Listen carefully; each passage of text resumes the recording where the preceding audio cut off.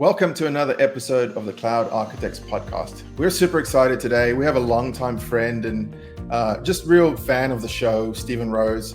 We last spoke with Stephen, I think it was at Ignite in 2017 when he was in the OneDrive team. And of course, between now and then, a lot has changed in technology. We've got this pandemic, but it's always great to catch up with him. He's got an energy that we just, we struggle to, it's unbelievable. So really enjoyed this one. Great to be back with the team as well. It's been a... Hey, Warren, Chris is back. It's about time. It is about time. I know. I think I've missed this so much. I've missed the show. I've missed kind of the talking to folks. But let me tell you guys, burnout is a real thing. It is, there's been so much going on over the last few months. Sort of new job, new city. You can see behind me, it's still really messy here. Some stuff hasn't, well, I guess you can't see any boxes, so that's probably a good thing. But new job, new city. It's been intense, and much of it self-inflicted, right? I think if we think back to mental health and the pandemic and how that's all weighed on us, I think we all thought there was going to be some sort of effect. We were all going to feel something in some way, right? And I think we even talked to Anna about it in a few episodes ago, right? I think it was laying the pipes. It's really important to make time for your own mental health. And let me tell you guys, I think you go through the stuff, you think that it's one thing, and it's I'm going to be able to, I can manage, I'm going to be in control, I'm going to be able to stop things.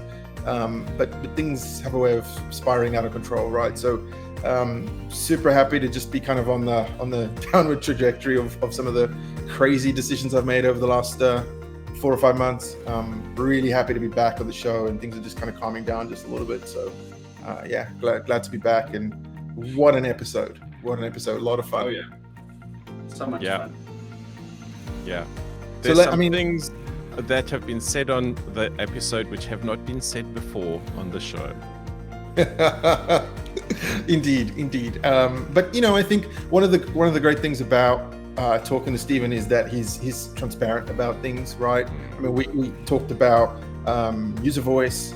I think that's been a bit of a bone of contention for a lot of folks in the IT Pro community over the last little while, since the announcements that Microsoft made about user voice going away.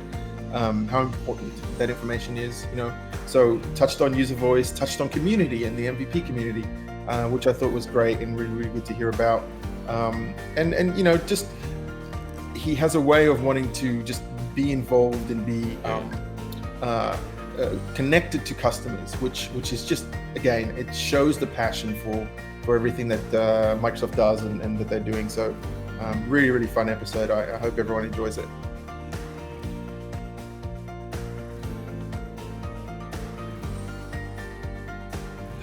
Hello, everyone, and welcome to another episode of the Cloud Architects podcast. And for the second time, we have the incredible Stephen Rose. And now, anybody who knows that name, you can tell. I mean, you know what? There are no words to describe the influence that Stephen has had on not just the MVP community, but the Microsoft community in general. When Stephen walks into the room at Ignite, the entire thing just lights up. And when you're on stage, every single person listens.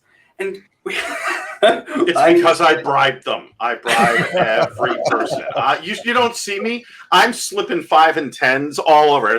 When people are shaking hands, it's really me, like giving them money like you would give to a maitre d' to get a good seat at the restaurant. It's all fun. I have nothing to do with it. That's very kind. No, you know what? I think to be honest, whenever it was at those conferences, you always took the time to literally sit and shake everybody's hand, obviously before COVID, and meet everybody and have a great conversation with them, whether it was in the hotel lobby, whether it was after your session, or whatever the case may be.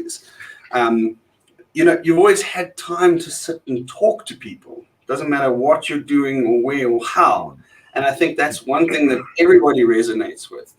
Especially in the MVP community. And look, you were one, right? I was. Well, I I was a 3-time MVP. And what's great for me is, I spent years not only being certified and running my own company, but I was also a technical trainer. I was an MCT for many years. I used to teach the old MCSE track, things like that. But getting that because it was earned by, being part of community and helping community and doing that really meant a lot to me. I mean, Richard Campbell and Michelle Bustamante, Daniel Legum were all involved in me helping to go down that path.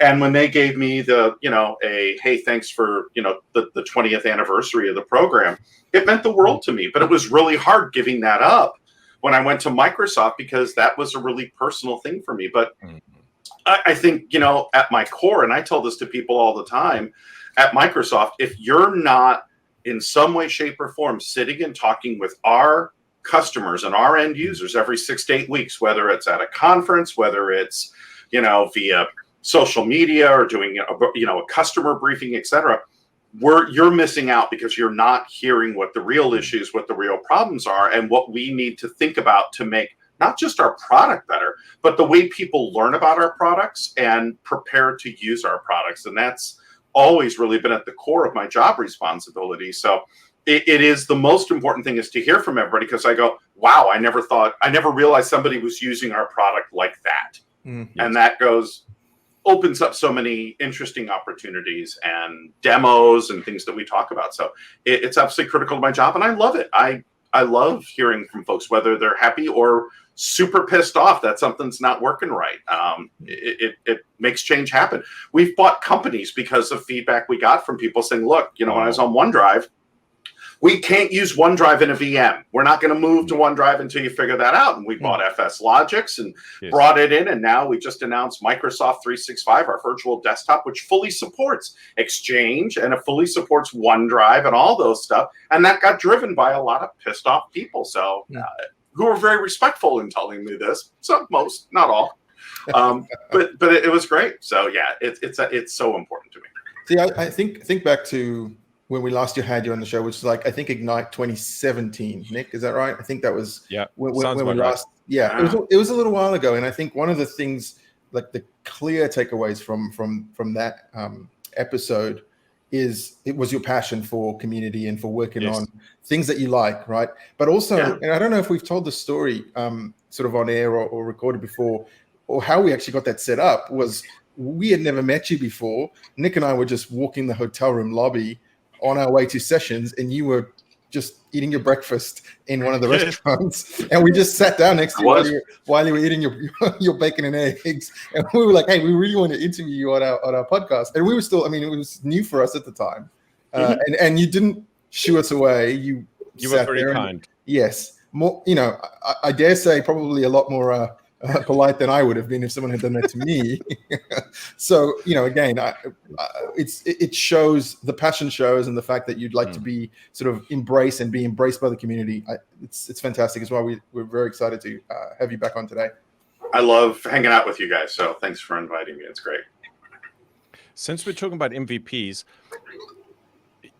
I know you've done a lot of stuff for people that have never seen the light of day, and I call it building a stage underneath people. And you've really gone out of your way to help.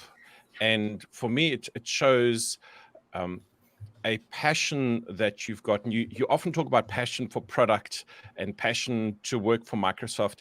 Tell us about the passion that you've got for people and why you would even bother to do anything for anyone else like you have.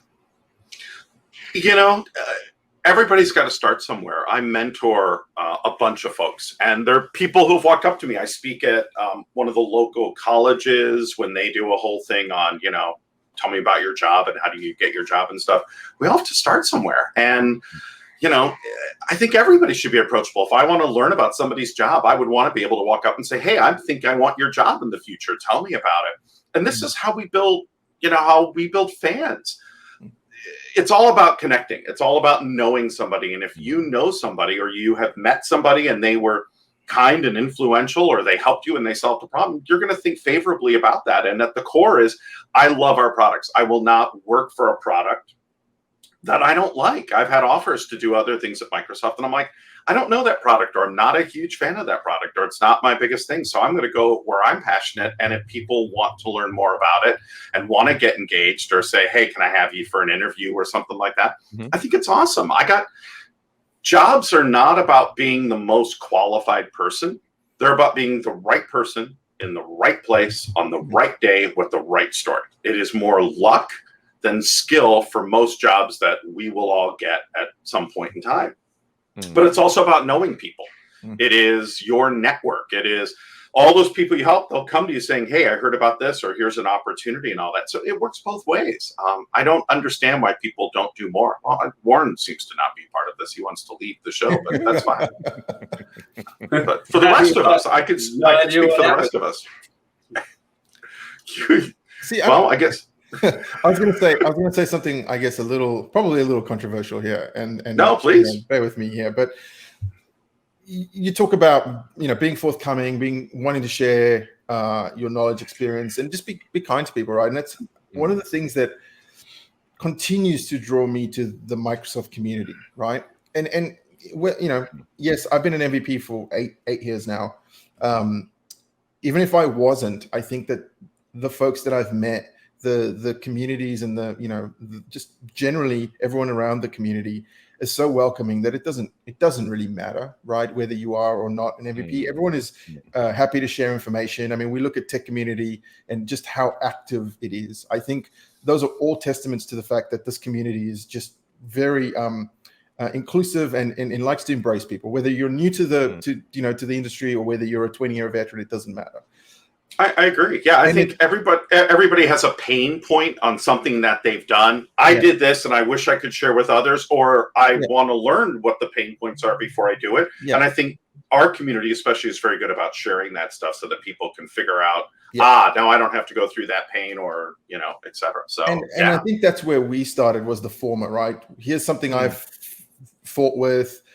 Let me put it out there so that someone else doesn't have to struggle with that or battle that again. And in many instances, I mean, yes, we're MVPs now, but we weren't always MVPs. And we did this type of thing because it's a community thing, right? Mm-hmm. Now, the controversial part of where I'm going with this is that over the last few years, my role has been a little bit more security focused. Mm-hmm. And I've been kind of a little bit more involved, if you will, or paid more attention to the InfoSec communities that are out there, and I just don't get that feeling or that sense from them. There's a sense of the old guard there, and if you're not a 30-year InfoSec veteran, then you have no place here, right? Let's be real, people. Like, this is not how the world works anymore. And I felt that people are like, there's so much sort of, everyone protects their information and their IP, and it's completely the opposite to what we've experienced in the Microsoft community. And that's one of the reasons why I'm super passionate, obviously, about Microsoft and everything Microsoft does, but it's one of the reasons why I continue to be drawn back into the Microsoft community, is because it's a community like no other. And I just feel like very often we don't give credit where credit is due, and people don't quite understand what we have.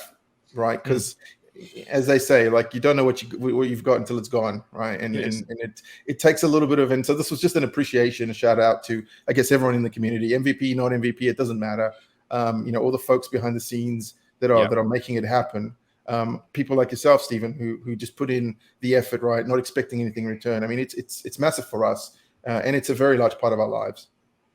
No, I wouldn't be here today if I had not become an MVP. I would not have gotten my job at Microsoft. I was asked to do a virtual roundtable with Gabe All and Mark Rusinovich because I had figured out ways to optimize Vista and really get it to be a great operating system. Now, it was Surface Pack 2 where we solved a lot of the issues with Vista. And Vista was actually, by the time we got to Surface Pack 2, a pretty good operating system, but it just got screwed up with the first Surface Pack and the first release, and it wasn't very good. But it was because I was an MVP and doing this talk and talking about how to optimize it and get all this stuff to work, because I was an MVP, that people said, hey, we should get you on this. So I remember that and how important that was to me, that somebody gave me a chance to do that and what it led to. And everybody should do that. And there's so many great, passionate people. We were talking about Martina Grom, who's, she's just awesome and so deeply involved. Jessica Dean, Daniel Egan, all these folks that I've worked with and known for years are all about how can I share what's in my brain with you to make your life better. And it's great. It's not me by any sense of the imagination. There were so many people, and people like Lori Pottmeyer, who helped to manage the program, Anna Chu, and all those folks at the top, and they all get it. And it's just great. It's what can we do to help all of you make your jobs better. So if you've not visited Tech Community and things along that line, which is such a great place to go to get your answers done. If you've not gone to Docs and seen all the comments and stuff that our own MVPs and other experts have written, you're missing out, because there's so much great content that our community provides and helps to support our products. We couldn't do it without all of you. That's for sure. And like something, so I had to do a presentation for a customer the other day. And it was around open source, right?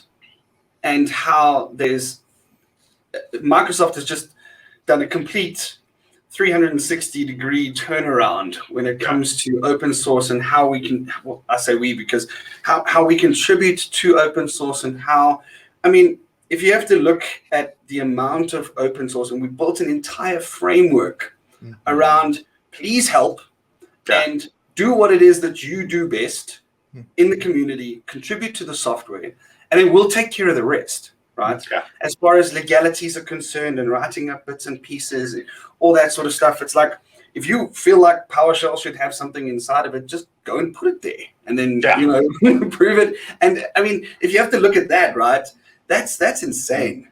Yeah, that's insane. Well, I mean, Jeffrey Snover, who is a friend of mine, absolutely gets it when it comes to PowerShell. And so does Satya. Satya said, look, this is not the way that we need to go. We need to do this. And he said very early, we are going to embrace open source. And people went, yeah, sure. Now you go in the Windows Store and you can download Ubuntu for your system and have it running within a matter of seconds as a Windows Store app. So, without even having to go in and do the add remove for the Linux subsystem. So, that GitHub, I think the company has really shown its support for that, much to the surprise of many people, and has really done what, listened to our users and said, hey, we need a place to drop our code. We want to do more open source. We want to be able to plug into frameworks like Teams and things like that with our own apps and do that and bring more intelligence or more security to the product. How can we, use this mix and match of this security with this and that and have it all work through Windows? And I think that we've done some really great work there. And a lot of that really goes to Satya's mindset and that really starting at the top and working its way down. I think that's critical, because usually it's a bottom up for things like that. Can we talk about users and user voice, and where on earth did user voice go? Because we talk about listening to users and then we take user voice away.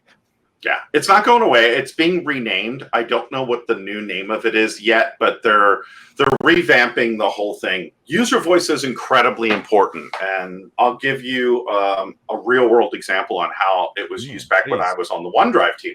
So once a month, we would sit down in a room. It would be the head of each of the engineering teams, so mobile, desktop, etc., myself. And we would take a look at all of the user voice items that had more than 1,000 votes. And we would decide at this point to say, hey, we're considering it. We're doing this. It's in progress. We're not going to do it, or maybe not at this time. And we would answer those as they would get above that. User voice, if you kind of look at, we take user voice. We take what we hear from our customers directly via our engagements, chatting with our largest companies. We have TAP programs and a variety of programs where our customers can get access to preview builds and give us feedback. And they used to come before COVID to campus once or twice a year and talk, and we'd go out for deployments, CDAC and things like that. And we'd take all of that, plus what we saw in the forums and Tech Community, and go, hi, here's our top issues. Now, the thing to remember is engineering is a piece of string. How many resources and people, which means if we pull it this way to do something that we had not planned to, something's got to fall off, because there's only so much we can do.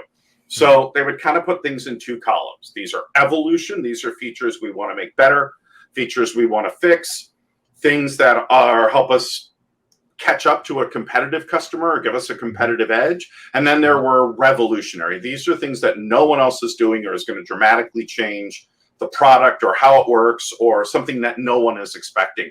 and they would balance that. Then they take a look at all that, and this is for the next 12 months, what our priorities are. And they're constantly being, eked, but it is tech community. It's all of those things sort of put together. And there's different weights on these depending on what those features are. But that really sort of sets, as we take what we think people want and what people actually want, and you bring that together, that really helps to set what the engineering charter is. And that is what drives, our change in our products and what we're going to do. So, and, people, well, there are 1,000 people who voted for it. How come we can't do it? There's a lot of different reasons. We don't have the resources. It's something that we're going to work on later, but there are 3 things we have to do before that to make that work the way that we want it to. Or sometimes I've even heard from people like, how come you're not doing this? And I explain, they go, well, we do this. We're a school and we give every teacher and every student a private chat thing, and we can only support 250 across 30 groups. Well, that's a unique situation. I understand why you don't have that, but this is sort of our best practice around that, and 95% of our customers fit here. I understand this is really important to you, 5%, but we also have to take a look at what's going to help the majority of customers with things, rather than that 1 or 2% where that would be great, but that's a lot of time spent to not move the product forward and help a lot of people. So that's also what is our biggest bang for the buck. Which also leads to the opposite side of the question, right? Is what about feature fatigue? Or we've seen that come up a lot, right? Where there's most companies who can't keep up with the changes, and there's a lot of them that won't even turn them on because they have no idea what the repercussions are going to be. Yeah. So you've got 2 sides of the coin here, right? So yes, what do we slow down? Or, Yeah, I think. I think there are several things here. Yes, it is hard. We do come up with a lot of stuff because, again, we're trying to do all those things that people say. And although only one of those 10 things that we're releasing in the next 90 days is something that you want, other people want the other ones. But that's why it's so important for any customer to have a pilot that has a small group of users who are part of that insider ring, and they are using that first and testing it and seeing what's happening. So you have your lab, then it goes to the small group of people who start to use it and start to figure it out. Hey, this is really great. This isn't important.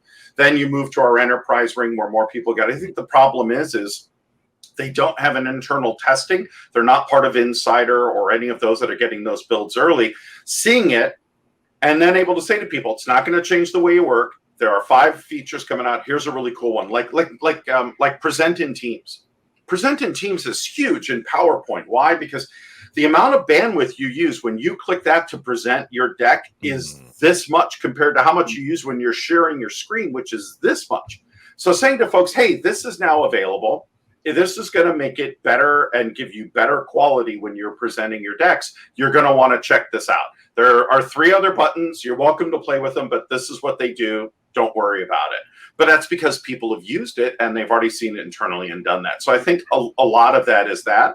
I think the other thing is, yes, there is a lot. And if we go slower, maybe we're making this person happy in that area, but they're not getting all these other things that they really want and need. So it's hard to do that. Options to turn them on and off, right? And there are, absolutely. You can go into Admin Center and you can turn off most features. There are a few that you can't. But, for end users, you can say, look, I don't want to let these folks in, or I do want to let it in, or I don't want to allow chat, or nobody can have video. And you can say, look, as a company, this is our predetermined, so this is how it works for everybody. Or you can also say, look, individuals can go in and make the choices for themselves. But I think a good portion of that is trying to keep up on that and having a person who is making people aware, hey, here is this new feature. And if that doesn't work for you, boom, let us know and we'll turn it off. So again, it's that early testing and being in those insiders. Like, I'm running Windows 11. If you don't have a bunch of PCs currently running Windows 11 and running our insider builds of Office, and you're testing that and having your kind of key folks using that, you're missing out on a really great opportunity to really kind of see how these changes are going to affect your organization.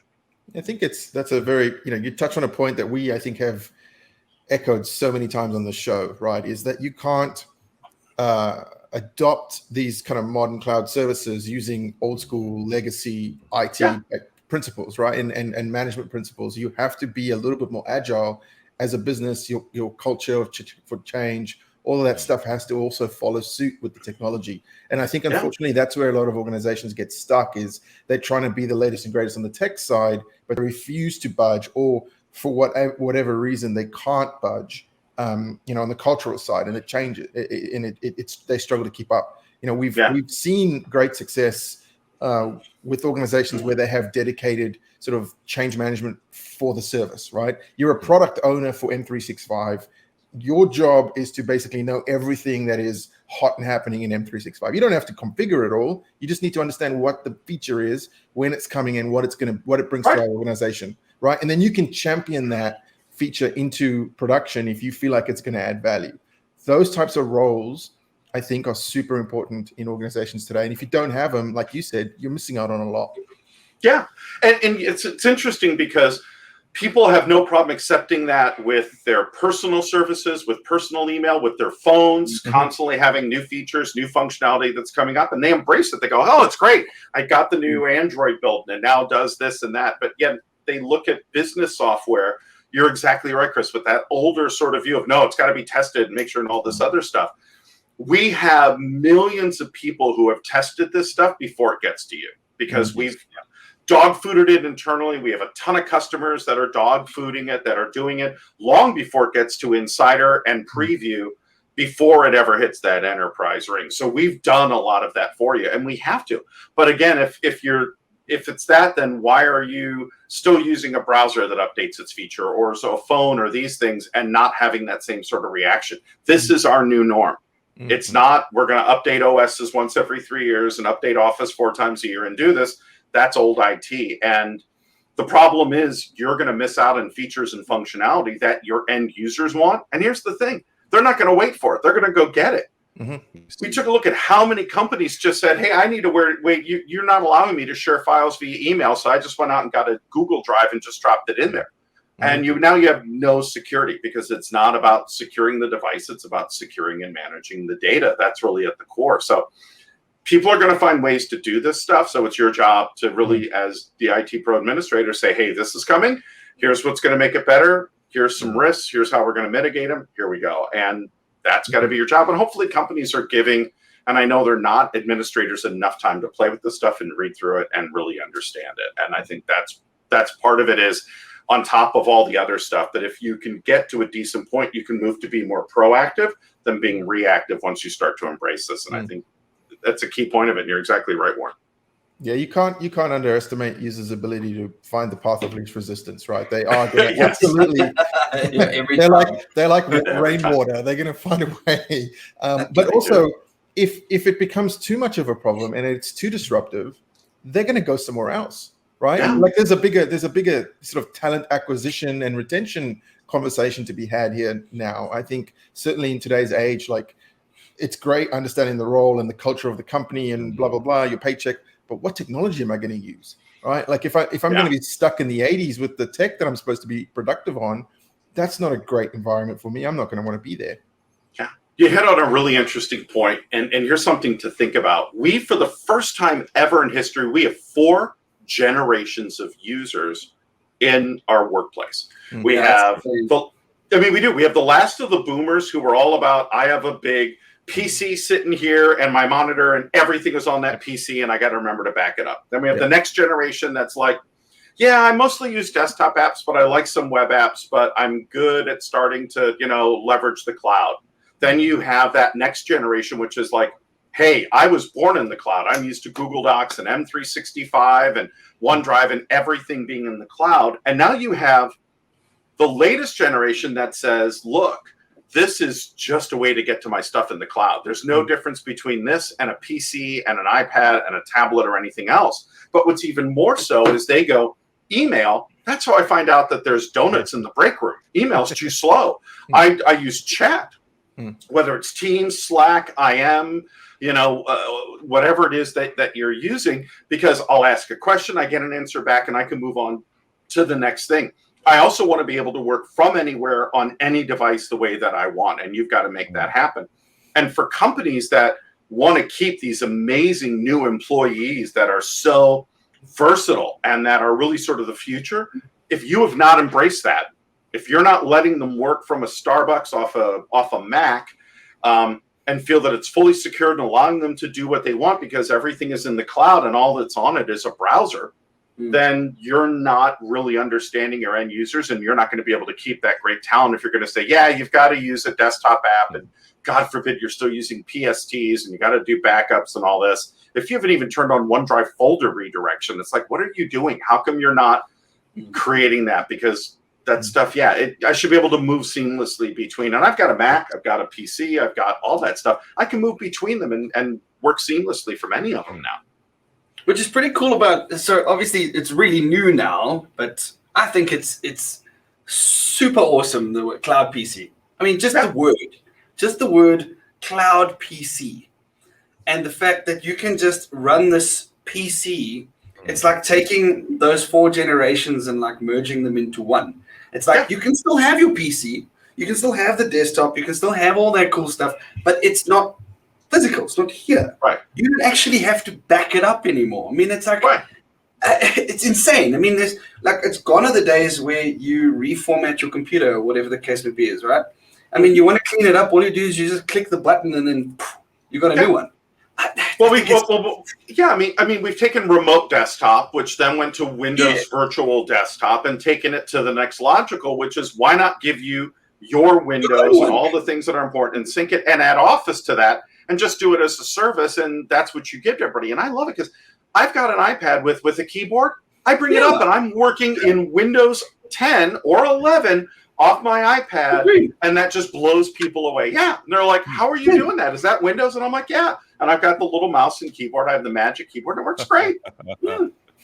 See, I'm a Mac. And I made my iPad now great for business and good for personal. I can do both on it, but not even have to be in the same space or do them simultaneously. Exactly. Have my Windows instance here, and that's again giving that flexibility, which is something we've talked about, Nicholas, that we want to, again, it's about securing the data, not the device. And we've been talking about this for years. This really takes it to that whole next level. Yeah, the point I was going to make is I'm a Mac user, and the thing that I still struggle with is Visio. This is a great. It's the one thing. It's the one thing that I still struggle with, and this is a great way to solve that. Without having to go to Parallels or Dual Boot or any of that stuff. You just go to a web address. There's your desktop. There's Visio. Click. You work in it. You save the file there, and it's automatically in OneDrive. So it's now on every device. You bring it up. You go. So go ahead.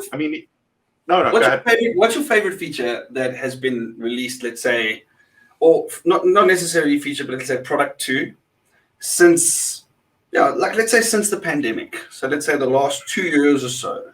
What do you think has been one of those things that has made the biggest impact with regards to your personal experience? Teams at its core has probably been one of the most important, because we've gone from sitting in meetings and working on our email to now looking at each other, engaging with each other on a very different level, using emojis and thumbs up and things like that as we talk and discuss, setting up meetings. We have a meeting 3 times a week, our team, for 15 minutes, Monday, Wednesday, Friday. Just how are you doing? How are things going? How was your weekend? So the way that we communicate, and for me, it was reaching out to a lot of my friends, especially early in the pandemic, saying, I want to get a chat with you on the books every 2 months, just to check in and see how things are going, just to stay close. So I think people embrace this very quickly, and it was great, whether they're using Zoom, whether they're using Teams, doesn't matter, that people went, I want to be able to see people, I want to engage with them, and I want to work this way. And watching people turn on their cameras, be engaged, and all that, I think was so incredible, because it really brought collaboration to a new and different level where the playing field was even. I think it's also now been set up where it's so hard now for companies to say, no, you cannot be a remote worker and still be and have the benefit and impact that we have. And I think that's something even at Microsoft, we're like, you can work at Corp, but unless you're there in Redmond, it's going to be really hard. And I think now we look at those people dialing in for a virtual meeting differently. And the people that are not in the room, as we look at diversity and inclusion, we kind of look at them on a different level. And how do we get those folks involved, and how do we make them part of that? So I think how we've worked, how we will continue to work, and where we work from will change. But I think our mindset around that has probably been the best thing that's come out of the pandemic, and it's changed the way that we look at working remote and working from home, and being accepting of kids in the background and dogs or people who just moved into their house and can't find things or whatever that is. Like, like Chris. Chris is like, "You're talking about me? What?" So all of that, but we're far. Yeah, I think we're in a much better space for that, and I think we've all sat back and I would certainly hope so that we've all now looked at that a little bit differently. So I think that's probably my biggest takeaway. I'd like to segue into slightly more the security space. And honestly, one of my favorite features that we can do with Office 365, which is an Office 365 wide feature, and that's multi-geo. And what are we doing with Teams and data location?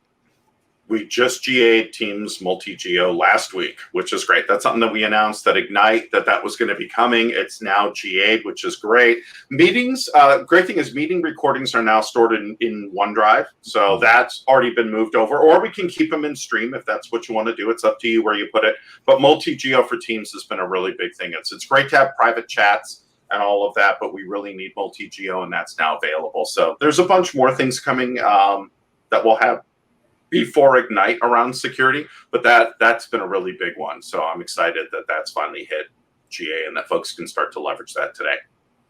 That's super cool. I like the fact that we are able to move Teams data to wherever it needs to be, which has been, frankly, a bit of a block. Customers who were headquartered in one part of the world, and that precluded them from having their data in the part of the world where they needed to be. So this is fantastic. Or required it to be via GDPR regulations and things like that, especially in Germany and France and countries like that where that's very strict. So yeah, I'm super happy about that and glad that we finally got that out the door. There's a bunch of really great security features that we've done over the past year, but that's a big one when we talk about what customers are asking for. That's been a really huge one that we finally prioritized and got out the door. So. So I don't want to take anything away from this show, but we believe that there's this other little show that you like doing, and would you mind telling us about that? Yeah, I do a show called Inside Microsoft Teams, and we're just about to start our 4th season. Matter of fact, I'll tell you here, exclusive, my first guest is going to be Jeremy Chapman, who I've known for so many years, and he's a great friend of mine, and we're going to do a show about our favorite Teams features. So we're actually going to meet today and start to discuss that. That'll be on in about 2-3 weeks. But it's at aka.ms/InsideMSTeams. But last season, I think we really kind of hit our stride. The first 2 seasons, we really kind of looked at a lot of Microsoft people and MVPs on tell us more about this feature and what we're doing. And last season, I decided to go in a different direction, which is I want to sit down with customers and talk to them about their plan, deploy, manage, secure, adopt around Teams and what they learned from it and what worked well and what didn't. And we had guests like Lego Systems, my friends up in Denmark who did an amazing job. We had AEG, which is a company that owns a lot of sports teams and franchises, and they own the O2 Arena and things like that. I had Mainstream Renewable Power, which is a company out of Ireland that has done an amazing job and will pretty much power all of France via wind and solar within the next 2 years. Wow. I had the Susquehanna School District, which had created an amazing remote experience for their classroom using the wide cameras and the Magic Whiteboard and zoom in cameras. But what's great is as they've moved to hybrid, they're able to continue to teach remotely, but also use those cameras in class so that it's as if you're standing right, like in a science class, right there at the desk to see the close-up of the molecule and what folks are doing, which is so much better for a lot of students that have learning issues when they can see up close and see what's going on from the back of the room. It really makes it a more inclusive. So that was a few of the customers that we had on. We're chatting with some really exciting customers for this upcoming season. We're chatting with Starbucks. We're going to have a major sports franchise on. I can't say who yet. And customers like that who are going to continue to tell their story. So I'm excited to see what this season will bring and more. Here's how we did it. Here's what we learned from it. Here's what you don't want to do. Here's some best practices, like how do we prevent team sprawl, or what's your thoughts around how we lock this down, or what are great ways that we can use to deploy things and stuff along that line. So that's what folks will continue to see. And if folks are missing something, we do it. And we're also going to do an MVP demo fest I want to do one show dedicated to nothing but MVPs demoing their favorite features. So I'll be making a call out for that in the next week or two, and ask folks to send in what they would want to do a demo on, and then send me a 3 to 5 minute demo. We'll package them up. We'll do them in the show. So very cool. That's such a unique perspective, right? Getting customers to talk about things, because I think, you know, there are different show formats, and we like to kind of keep away from being a news show, right? We like to talk about the people and what people are passionate about, and of course the technology, because that's what people are interested in. But we try to not just be reading the news, right? Yeah. But having the customer perspective, that is super unique. So, you know, to any of the listeners who are kind of listening to this right now, especially if you're interested in Teams, if your organization is kind of adopting Teams or going down that path, that is a great resource, I think, for sharing learnings and stuff like that. So be sure to check it out. How do they find? Oh, you've already given the. I did, but yeah, I just want to say the key thing for me is when I looked at a lot of our internal ones, they were why Teams, and that's super marketing and salesy, and that's not what I want. Here's our latest features. I really wanted to do how. How do we do it? That's great. We're already on board. We want to do it. How do we solve this? Yeah. So, I mean, there's that. There's obviously, you know, we think our show's a good resource for that. Tech Community is an amazing resource. And if you're not reading the Teams blog, where at the end of the month, we talk about all the new features that have been released and all the new stuff that's out there. And you can read what our community is saying. And then the last thing is docs.microsoft.com, which my team, we sat down last year and said for February, March for the Ignite in the spring, we wanted to just completely redo it. And now it's set up by plan, adopt as your second phase. Before you deploy, you need to look at how your company is going to adopt this and all the adoption tools, and got to get them on board. Otherwise, you're going to deploy it. Nobody's going to use it. And then deploy, manage, and secure. And by doing that, we've seen huge uptake, and a lot of folks now finding what they're looking for. So we think if you go to docs.microsoft.com and click on Teams, that landing page, you're going to find what you're looking for a whole lot more quickly. And I think you'll find the information is a lot better than it was a year ago. So those are some of the things that we've worked on to help make that easy. And I'd love to hear if there's more. People can catch me on Twitter and say, hey, can't find this or missing this. We're also working on a whole thing on how to use OBS and NDI tools. We're updating those articles, and there's a lot of stuff. But if you're not finding what you're looking for, let us know, and we'll talk about it at one of our weekly meetings. Love that. It's very sad. We want to talk more, but we're coming to the top of the show, and I feel like we could do another hour. Oh yeah. Could we ask you, how do you want to be found, and how do people find you? Twitter is absolutely the best way. And, you know, I am really good about following people back. And if you have a question, ask. I know you and I were chatting before. This guy from India just reached out and said, hey, I do a show on people's jobs and how they get them. Would you be willing to be on my show? And I said, yeah. And we had a great conversation talking about what it's like to work at Microsoft and how to get in. So that's a great way for people to reach me. And if it's something that's deeper, where we need to have some email conversations or go back and forth, then I'll give you my email. But I get so much email as it is. It's really hard. Where Twitter, I'll look at it once or twice a day and do that. So that's probably the best way. Or go to our show page, and there's ways to contact me, or go to one of our shows and ask the question during our show, and I'll answer it. So, or you can show up at my door with gifts. That always works really nicely. You did a great show with the young gentleman. He was at Smart Cherries THO. Yeah. And it was a fantastic show, and it's in your feed. If anyone's looking for it, it's worth the 25 minutes of the watch. Definitely recommend that. It's not quite as good as our show. I feel like we've got a slightly better one going. After my own show, this is my second favorite, the admin developer, whatever the name of the show is, yeah. I do. I keep an eye on the shows that all of you guys, there's about 6 of you whose shows I actually check out, and then there's a good topic. I go, hey, I'll listen to that when I'm driving. So I have listened to your show a few times, and I do enjoy it. You guys do a great job. Stunning. Thank you. Thank you. Yeah, we appreciate that. I give it a double thumbs up. Yes. Stephen, it's been magical having you back on, and we will have you back on again. So thank you.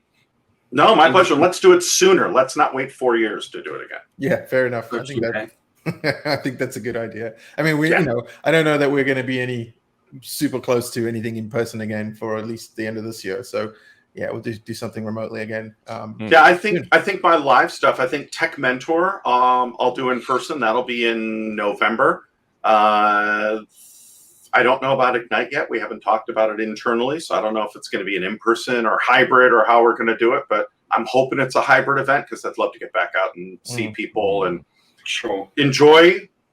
At the Hyatt in Orlando, there's this cafe there, the one that we were at, and they have the best hash browns. So I like getting my oatmeal and bacon and those hash browns in the morning. The guy that makes them has been there for 20 years. And they're the best hash browns you've ever had. They're thick, and he does a really good job. So I'm missing some hash browns. So, and just people bugging me during breakfast and joining me and having a great meal. So. Cool. Thank you so much. And drinks with friends. Yes, absolutely. We need to get together and have a beer. So that would be awesome. So thanks again, guys. If there's anything I can do to promote your show, let me know. Check out our show. And yeah, thanks so much for the opportunity to chat about what's important to our customers. Yeah. Always. Thank you.